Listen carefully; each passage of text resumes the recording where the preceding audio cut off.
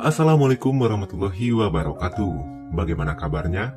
Saya doakan semoga sobat dan keluarga selalu dalam keadaan sehat dan dimudahkan dalam segala urusannya.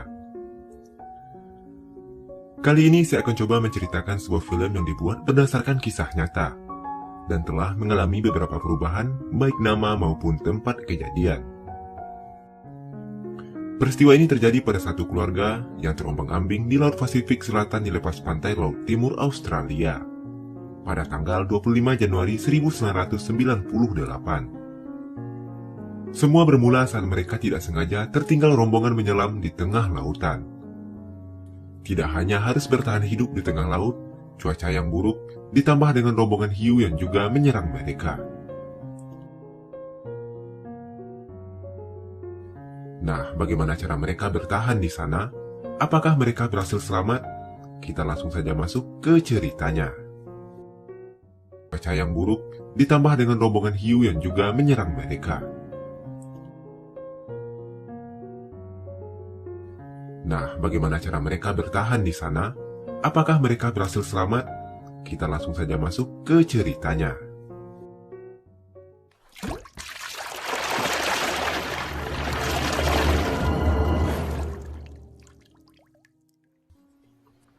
Film diawali dengan memperlihatkan sepasang suami istri yang akan pergi berlibur.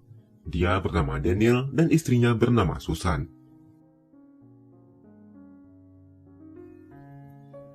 Singkat cerita, mereka sudah sampai. Mereka mulai bersantai dan menikmati liburan mereka.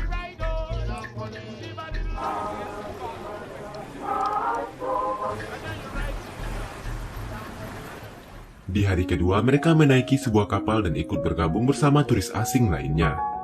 Mereka berencana pergi menyelam ke tengah lautan.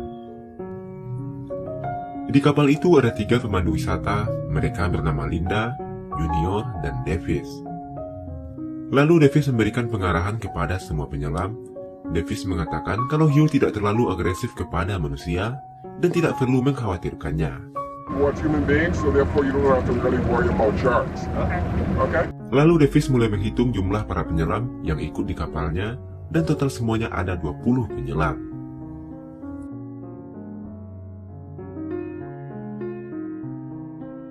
Setelah sampai di lokasi menyelam, mereka mulai berganti pakaian. Daniel dan Susan menyimpan barang bawaannya di bawah tempat duduk mereka. Lalu Davis memberitahukan kalau mereka hanya boleh menyelam sedalam 18 meter dan tidak boleh lebih dari 35 menit. Lalu ada seorang turis bernama John yang lupa membawa kacamata selamnya. Tapi sayangnya di kapal itu kru kapal tidak membawa kacamata selam lebih. Jam 9.45 secara bergantian mereka turun dari kapal dan mulai menyelam. Sementara si John hanya duduk di atas kapal, tidak bisa ikut menyelam karena tidak mempunyai kacamata selam.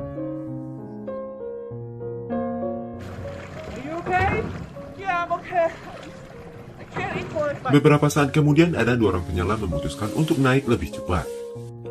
Karena salah seorang dari mereka merasakan sakit di telinganya. Mereka bernama Harry dan yang perempuan bernama Mary. Lalu Linda membantu kedua penyelam itu untuk naik, sementara Junior mulai menghitung jumlah penyelam yang sudah berada di atas kapal. Sekarang sudah ada 3 penyelam yang berada di atas kapal tersebut. Beberapa saat kemudian si John yang ingin menyelam juga meminjam kacamata salah satu penyelam yang sudah naik tadi. Tapi Linda mengatakan bahwa harus ada seseorang yang menemani John menyelam, karena memang sudah peraturannya agar mereka tidak mudah tersesat saat menyelam.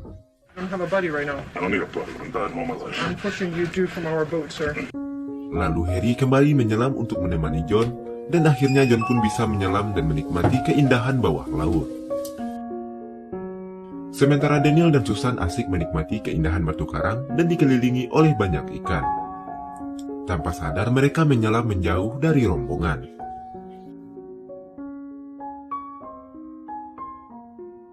Selang beberapa saat kemudian, beberapa penyelam mulai naik ke permukaan. Dan Junior mulai menghitung para penyelam yang sudah naik ke kapal tersebut.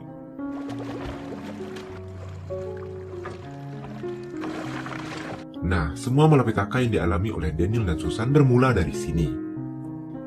Dia tidak mengurangi jumlah hitungan saat John dan Harry turun menyelam. Lalu saat John dan Harry kembali naik, Junior juga kembali menghitung mereka, yang artinya di sini terjadi hitungan ganda kepada John dan Harry.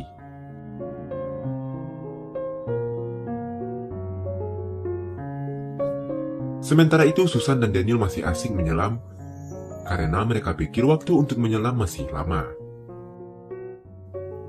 Di sisi lain, merasa hitungannya sudah pas, kru kapal mulai bersiap akan pergi dari sana, lalu mereka pun berangkat.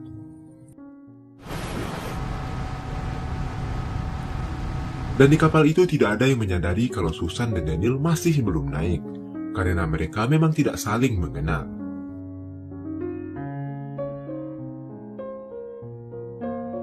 Sepuluh 25, Daniel dan Susan kembali naik ke permukaan.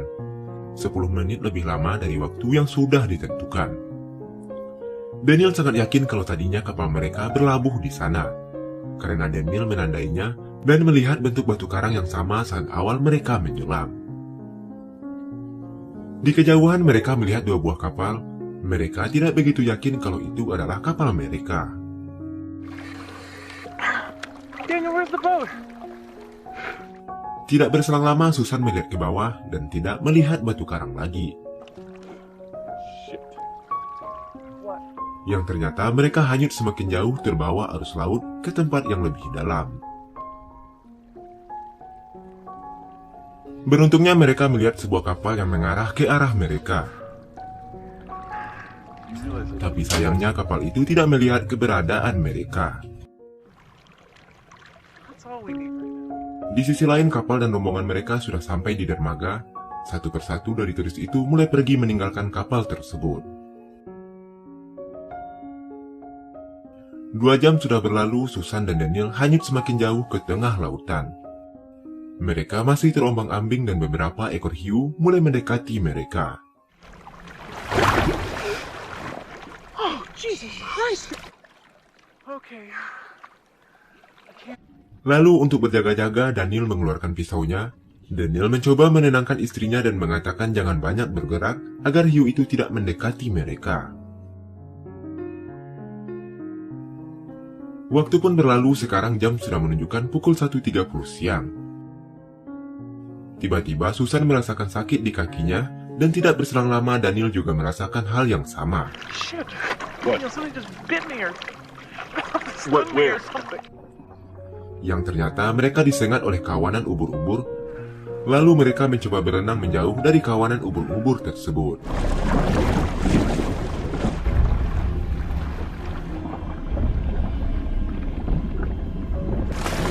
My hand and on my leg. Through your wetsuit? I don't know. Susan kelihatan mulai putus asa, lalu Daniel sebagai suami mencoba menenangkan istrinya. I know. Dan tidak berselang lama mereka kembali melihat sebuah kapal. Tapi sayangnya jarak yang terlalu jauh, sehingga keberadaan mereka tidak terlihat oleh kru kapal tersebut. Oh God, I don't even care if it is them.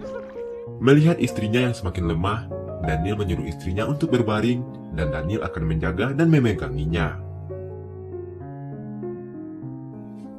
Entah berapa lama Susan tertidur, tapi saat dia terbangun, Daniel sudah tidak ada di sisinya. Oh God, Daniel.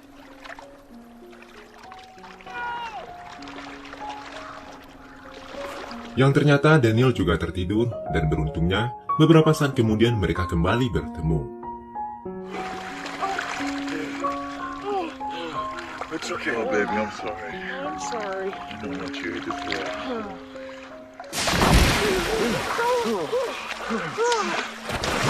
Mereka mencoba untuk tidak bergerak, agar tidak menarik perhatian hiu tersebut. Dan tidak berselang lama, hiu itu pun pergi menjauh. Waktu semakin sore, tanda-tanda mereka akan diselamatkan masih belum ada. Di sini, Daniel dan Susan kelihatan semakin putus asa. I wanted to go skiing. Mereka kembali melihat sebuah kapal, tapi sayangnya, walaupun mereka sudah berusaha keras, kru kapal itu tidak melihat keberadaan mereka. Tidak berselang lama, Susan menyadari kalau dia membawa beberapa buah permen.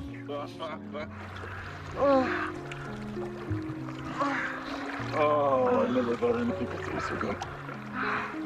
Tapi saat menikmati permennya, beberapa ekor hiu kembali menghampiri mereka yang membuat pisau yang dibawa oleh Daniel tidak sengaja terjatuh.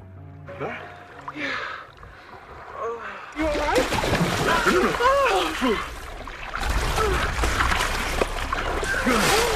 okay? Are you I don't know.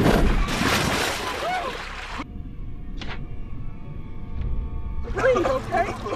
Stay right there. I'm gonna go look. It hurts. Hiu itu pun berhasil menggigit kaki Daniel dan mengeluarkan banyak darah, yang membuat hiu itu semakin agresif dan mendekati mereka. Untuk menghentikan pendarahan, Susan membalut luka suaminya. Okay? You're gonna have a nice scar to show your friends and that's it. Okay? Daniel! Oh my God! It's okay. Do we know anybody? We don't know. Sekarang hari sudah mulai gelap dan mereka masih terombang-ambing di lautan. Ditambah dengan cuaca yang sangat buruk membuat mereka semakin menderita.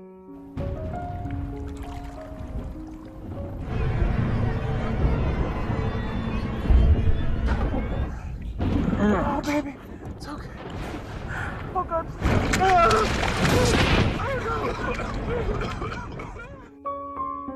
Singkat cerita, keesokan harinya Davis kembali ke kapal.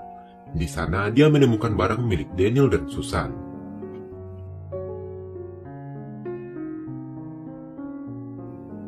Davis bergegas pergi ke hotel tempat Susan dan Daniel menginap, dan pelayan hotel tidak menemukan keberadaan mereka. Di sini mereka baru menyadari kalau Daniel dan Susan tertinggal saat mereka menyelam. Dan jam 8.55 pencarian besar-besaran pun mulai dilakukan.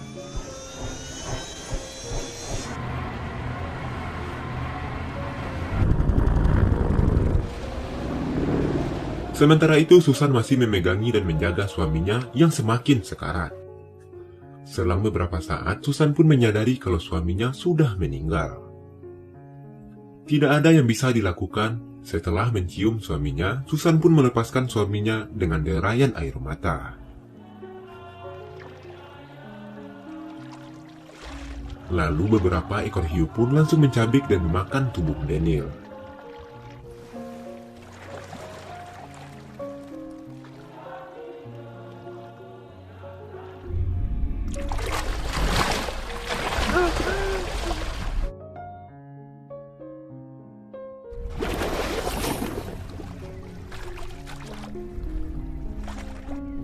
Sementara itu, tim SAR masih melakukan pencarian besar-besaran untuk menyelamatkan Daniel dan Susan. Di sisi lain, Susan masih mencoba bertahan dan dikelilingi oleh beberapa ekor hiu. Karena sudah putus asa, Susan pun melepaskan peralatan selamnya, lalu dia pun menenggelamkan dirinya dan tidak kembali lagi ke permukaan.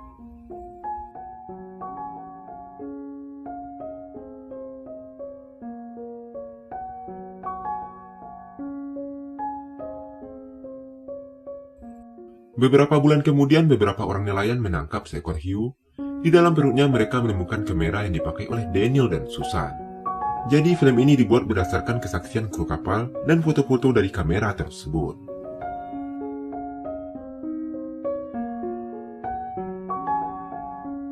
Sekian video kali ini, silakan berikan masukan agar kedepannya bisa lebih baik lagi, dan kamu bisa lebih menikmati video-video di channel ini. Akhir kata, ucapkan terima kasih, jaga terus kesehatanmu, dan wassalamualaikum warahmatullahi wabarakatuh.